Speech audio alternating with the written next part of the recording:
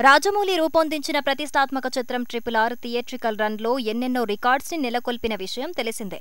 ఇక non theatrical రెస్పాన్స్లోనూ సరికొత్త రికార్డుల్ని నమోదు చేసింది. అంతర్జాతీయంగానూ రికార్డుల మోత మోగిస్తూనే ఉంది. లేటెస్ట్గా వరల్డ్ బిగ్గెస్ట్ స్క్రీన్పై ప్రదర్శించే అరుదైన గౌరవాన్ని దక్కించుకుంది. అందున మన మాతృభాష తెలుగులో ప్రదర్శించబడటం మరింత గౌరవప్రదంగా పేర్కొంటున్నారు విశ్లేషకులు. ప్రపంచంలోనే అతిపెద్దదైన ఐమాక్స్ స్క్రీన్పై RRRని అక్టోబర్ 1న ప్రదర్శిస్తున్నారు.